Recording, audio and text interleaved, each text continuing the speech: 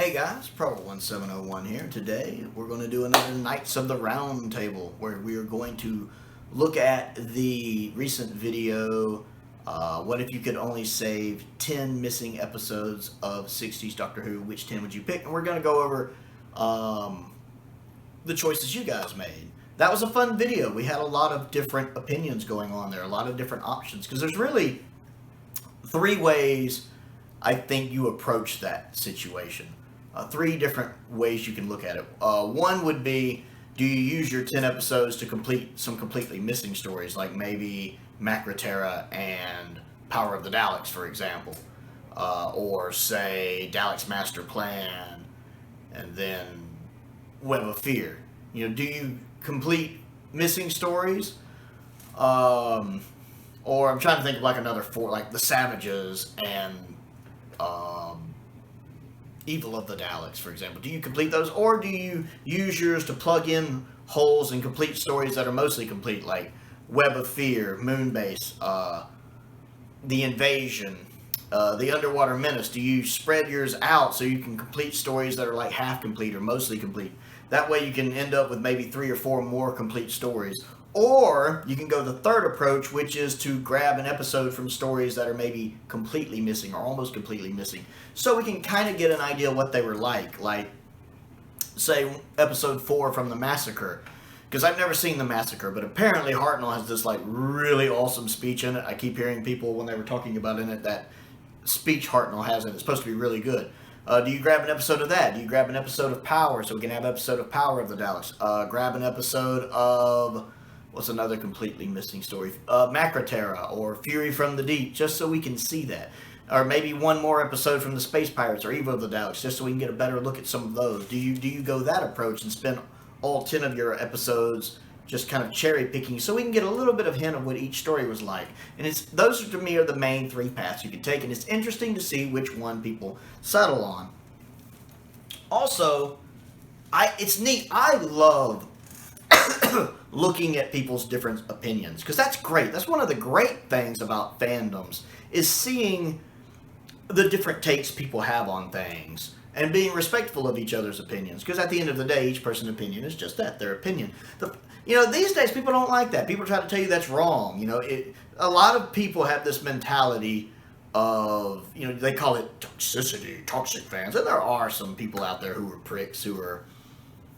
For me, a lot of times, it's not what you say, it's how you say it. I'm that way with my comment section. I'm not so big on what people say as how they phrase it.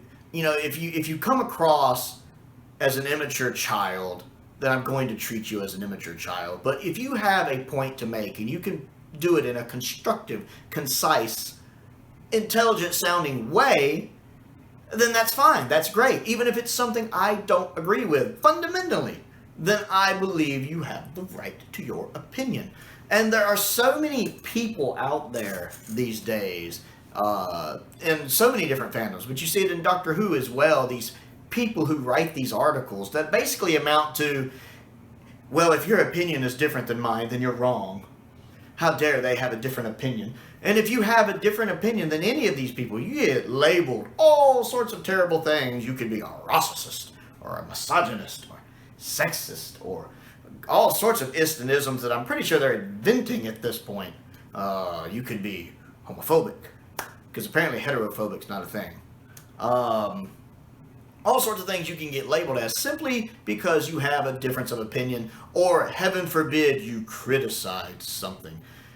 Not even in an immature way. You had a legitimate criticism against something. They are trying, and they make these articles where they phrase the article to where they try to make it bulletproof, to where if you start to criticize it at all, you get labeled this. Like, they'll start the article, well, there's a bunch of racists who think this, and to where you automatically, if you disagree with what they're saying, you get labeled that. It's kind of like the argument of, remember when you were in kindergarten and there was that one person who said, and I think this, and if you disagree with me, well, then you're an idiot. And you go, well, actually, that doesn't make sense. I disagree with you. And they go, well, obviously you're an idiot. I said if you disagreed with me, then you had to be an idiot. So you have to be an idiot. And the problem is that a lot of people writing these articles do have the mental maturity and the emotional maturity of a 5-year-old. It's very obvious how biased some of these things are. I remember I read an article recently where somebody was writing about all of this continues to exhaust me, and it turns out the lady writing it doesn't even watch Doctor Who. She flat out says in the article, does not watch Doctor Who. And I'm sitting here going, how can you be exhausted about a TV show you don't even watch? Exhausted, not tired, not fed up, exhausted. How easy is your life? Here's my thing. If you are exhausted over a TV show you don't even watch, you don't have enough problems in your life. You need some more problems in your life. And there's a lot of that where a lot of people have this mentality of, if only the world was as wonderful and great as I am, then there'd be no problems. And they want you to think like them. But I remember, if you don't have the same opinions they do, then you're wrong. How dare you have a different opinion? It reminds me of one of my favorite TV shows that I've watched since I was little. It came out back in the 60s. It's one of my favorite TV shows, and it has one of my childhood heroes in it. And the main character was in this colony, a happy colony. And he was talking to the leader of the colony, which was a guy called the pilot. And one of the things he says to the pilot is, why do you want everyone to be the same? And that sticks with me. I really like that story in general, but that line always sticks to me because it's so relevant in today's world. Because so many of these people want, so many of these people who write these articles want people to be like that. They want people to just go along with what they say and be a happy little colony. And if we all just think like them, the world will be perfect and great. Why do you want everybody to be the same? That line always sticks with me.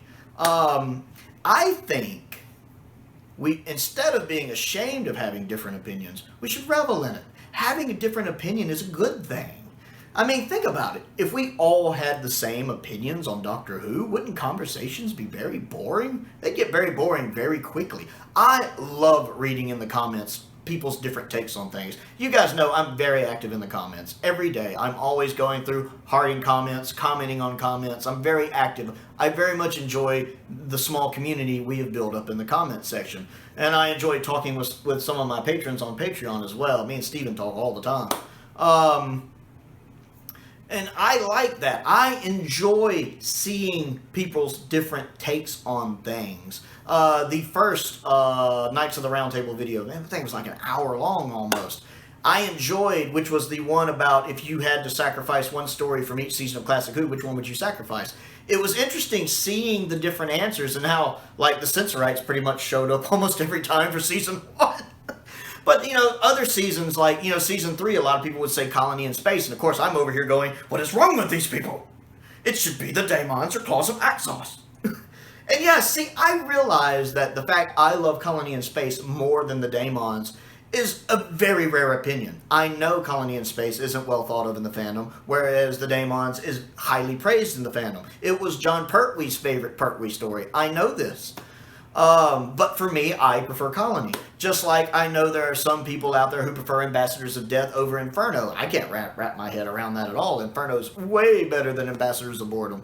But I believe everyone is entitled to their opinion. Like, my opinion, at the end of the day, my opinion is just that. My opinion. It's not more important or any less important than anyone else's. And while there's some of you I get along with really well, of course I'll poke fun, we'll rib each other in the comments. Y'all will pick something like, I would sacrifice City of Death, and I'm sitting there going, what? Of course, I'm being playful, and most of you guys, I think, who have been with the channel a while, I think I've got a pretty good handle on my personality at this point. That we can rib each other, we can poke fun at each other, we can pick at each other, we get along really well. But it's very rarely I ever see anything in the comments to where I'm actually like, are you kidding me? Very, very rarely. Because I think your opinion is just as valid as mine. So if for some reason you're not fond of Shada or City of Death, or I remember somebody recently was talking about how like Genesis of the Daleks and City of Death is not even in their top 10 Tom Baker stories. And that left me flabbergasted. But that's their opinion, and they're entitled to it. And some of the stories they had on their list above it, like Terror of the Zygons. I like Terror of the Zygons, but better than Genesis of the Daleks and City of Death? Can't wrap my head around that at all, but that's his opinion, and he's entitled to it. And so I think that these people who think we should all think the same way are wrong. They are wrong. We should all embrace the fact we have different opinions. There's nothing wrong. It's what makes conversation and debates fun, as long as you can do them in a civilized and adult manner, a constructive manner, instead of a destructive manner, a constructive manner. I love sitting down, because I have actual real-life friends who are Doctor Who fans, and we will sit and discuss, especially my friend Alexa. She's a huge Hartnell fan. And back before I started seeing more of Hartnell, I couldn't quite understand why she loves Hartnell as much as she does. I much prefer Troughton, but she loves Hartnell, and we would sit here and have conversations about it. You know, we had different opinions over the TV movie, and different opinions over stuff in modern Who, like Capaldi. You know, she loves Capaldi, whereas Capaldi's more in the middle of my list. But we're very respectful of each other's opinions, and we understand why each other feels the way they do, because we both entered Doctor Who at different points in our lives and at different points in the fandom. Whereas I started more with Pertwee and Baker, and she started more with the modern show. And that plays a lot into it, too. You know, Doctor Who is such a big franchise. It's been going for so long that, your perception of the show is all going to depend on what era of the show you started with and what era of the show you saw, the progression in which you experienced the different eras of the show. And even the age you get into it. Did you start watching it at 4? Did you start watching it at 14? Did you start watching it at 24? Did you start watching it at 34? So the age you get into it is going to make a difference. And so it's perfectly fine for us to have different opinions. And that's what we're going to do today after this long preamble for Knights of the Round Table. We're going to talk about top 10 episodes that we would save if we could save 10 episodes of Classic Who. Now, quickly, I'll recap my list, which was Episode 1 of Moonbase, Episode 3 of Moonbase, Episode 4 of 10th Planet, Episode 1 of Invasion, Episode 4 of Invasion, Episode 1 of Power of the Daleks, Episode 3 of Web of Fear, Episode 6 of Fury from the Deep, Episode 6 of Evil of the Daleks, and Episode 7 of Evil of the Daleks. Because I would want to at least complete some of those, or to get more of some of those, because they strike me as important stories. But let's see what you guys said. Henry Andrews says, great video, definitely Planet of the Daleks Episode 4 and all of the Highlanders. Maybe Daleks Master Plan or Power of the Daleks and the Moonbase. But then maybe I could have chosen Marco Polo too. It's a tough call, as always. Thanks for sharing. Donna Lang says, Tobias Vaughn was played by Kevin Stoney, the same actor who appeared in the 1965 story as Mavic Chin and in Revenge of the Cybermen. She's basically talking about Kevin Stoney's performance, which is really good. Joshua says, I would love to find most of the Troughtons in his era, as his era is the most suffering of the missing episodes, but also some of Season 3 Hartnell as well. Heath Bradshaw says, great video as usual. My list would be Reign of Terror 4 and 5, because he loves historicals, and I love the Reign of Terror myself. Crusade 2 and 4, because he also loves historicals. 10th Planet 4, because he says doesn't really need an explanation, yeah. Moonbase 1 and 3, because it needs more Ben and Polly. Web of Fear 3, because hello, Colonel Lethbridge Stewart. Invasion 1 and 4, because this complete would be Heaven Sent. And I also would love to have the Invasion complete. That's nice. And that is very nice. Project Boredom says, episodes I would save. The 10th Planet, Episode 4. The Power of the Daleks, Episodes 1 through 6. And The Crusade 2 and 4. And The Web of Fear, Episode 3. So that would complete 4 stories. We'd have all of 10th Planet, all of Power of the Daleks, all of The Crusade, and all of Web of Fear. Completing 2 Hartnells and 2 Troughtons. Very nice. Neil McDonald says, it was common in the Troughton era for Cybermen to not appear until halfway through the story. Which was done very well. I love that in the Invasion. Shamrock Particle says, I gotta have Crusade 2 and 4 back. Episodes 1 and 3 just have a sense of suspense. Then he says, then the Faceless Ones 4 and 6 to see the Chameleon plan come to fruition and the Doctor threatening to kill the Chameleons. Would love to save it all, though, but the Invasion 1 and 4 were easily the best of the 8. Then Marco Polo 1 and 7. And after that, the 10th Planet 4 and Power of the Daleks 6. He said, I almost want 1, but I want to see the Daleks turn everyone into brisket flambe. Some good choices there. Bananas are good, says, a lot of my random episode choices are final episodes because I think it would be good to see the Doctor defeating the enemy or companion departures, etc. And I agree with that well. I've talked before about how much I love it when final episodes are complete. That's one of the reasons why I would love for Wheel in Space to be animated, because the final episode of it is complete. I would enjoy that. It's my biggest disappointment with Faceless Ones is that both the surviving episodes are early on in the story. Anyway, the episodes he picks are The Massacre, Episode 4, which we talked about already. The Savages, Episode 4. The 10th Planet, Episode 4. Power of the Daleks, Episode 1. I really want that one. The Highlanders, Episode 4. Evil of the Daleks, Episode 5 and 6. Abominable Snowmen, Episode 6. Fury from the Deep, Episode 6. And The Invasion, Episode 4. L.A. Quadling says, I would pick random episodes. While I'd love to complete the Daleks Master Plan, it's one of my favorite serials. I'd prefer to see glimpses of serials instead.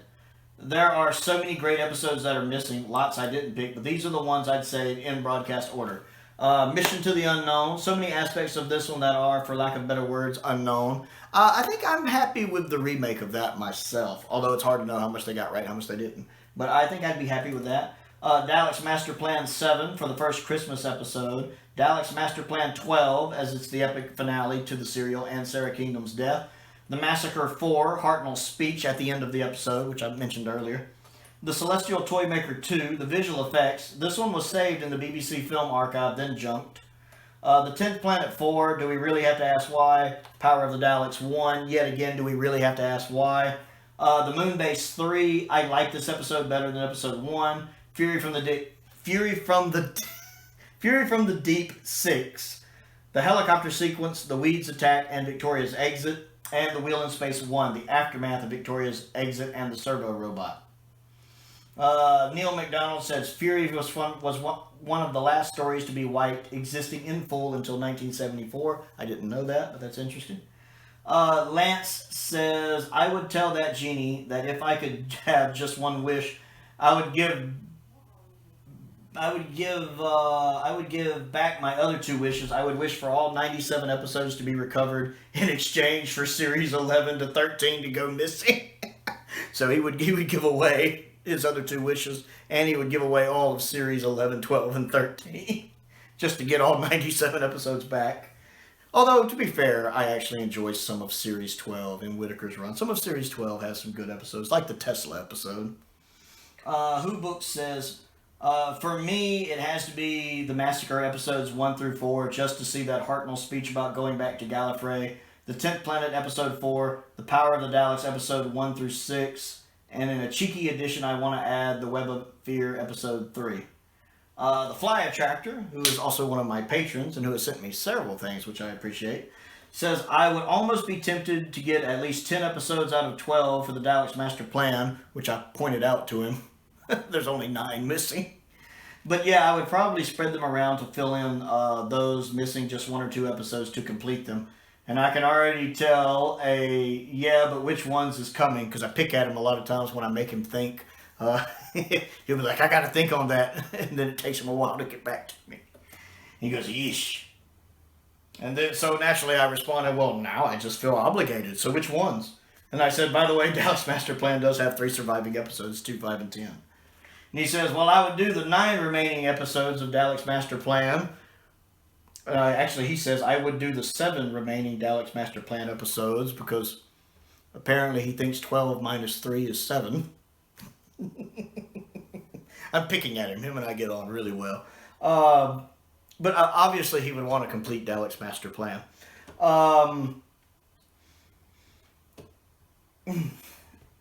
And then the rest on what can be filled in for Troughton's first season, which I love season 4 a lot too. So I would probably pick a lot of that as well. Jeremy Duncan says, I would bring back parts 11 and 12 of Daleks Master Plan, all of the Savages, which I know is Stephen's final story, 10th Planet Part 4, Power of the Daleks Part 5, and Evil of the Daleks Part 5. And he said, can I trade Will in Space Part 3 for an extra one? Ned D says, Mission to the Unknown, Daleks Master Plan, Episodes 7 and 12. Marco Polo, any part. Mythmakers, any part. The Massacre, any part. Celestial Toymaker, Episode 2. Highlanders, Episode 2. Evil of the Daleks, Episode 7. And The Abominable Snowmen, Episode 6.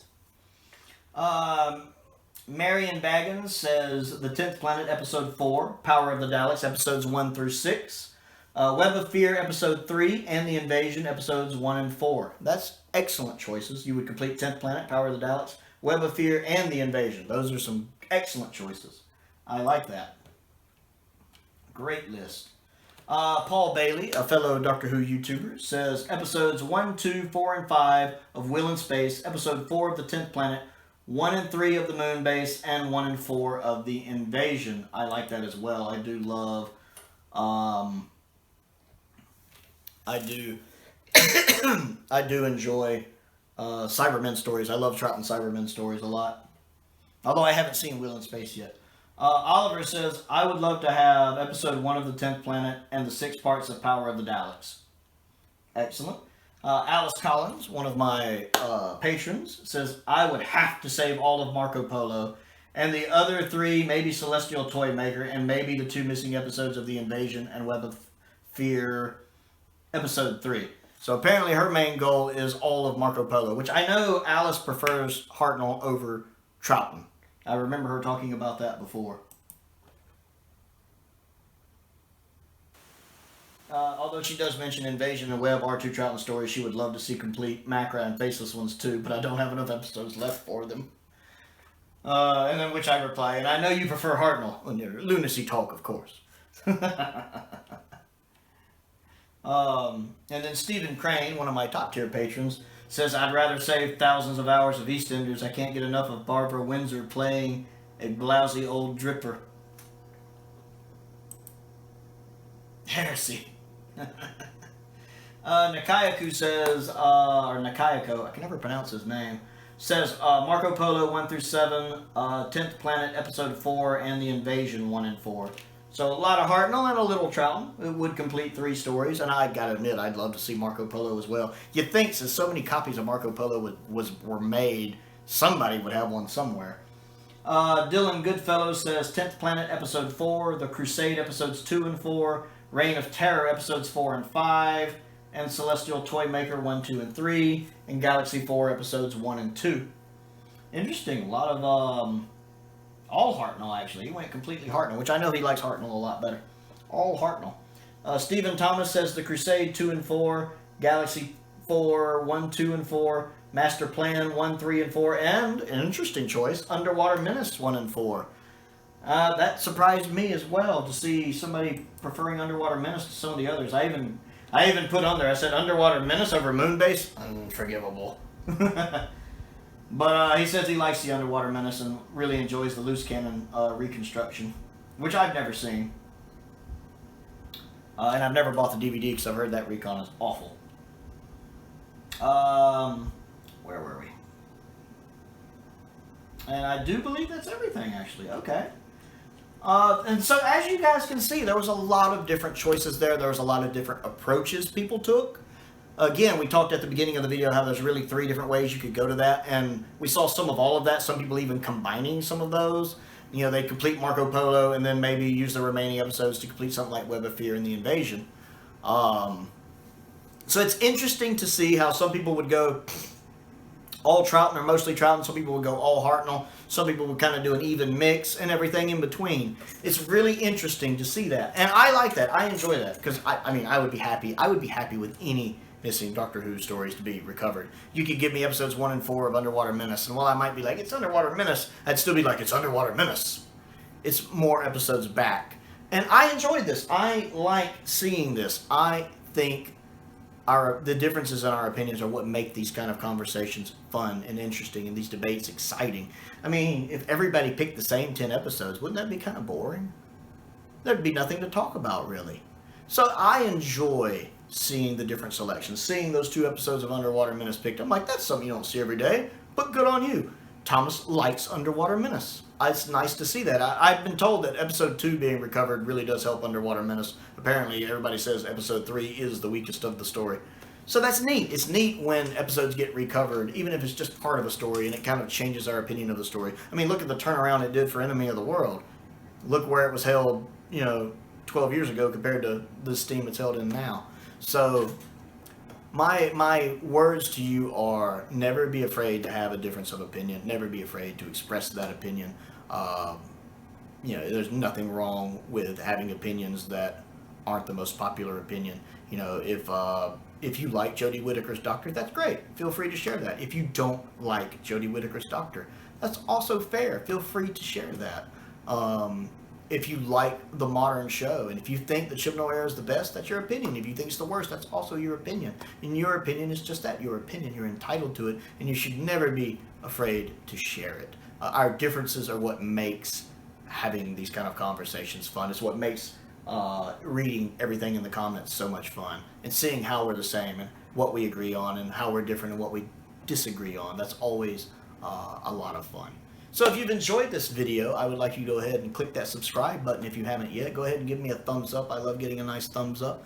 The good old like button. I also have a Patreon. If you like what I do and would like to support what I do, there's a link to that down in the description below. I try to do an exclusive video for like my $10 patrons and up every week, but I also have a entry-level tier at $2 and one at $5, and everyone that joins at any tier level gets a free video request. I also have a P.O. box if there's anything you would like to send me, and a link to my Amazon wish list is down in the description below as well. I update that regularly.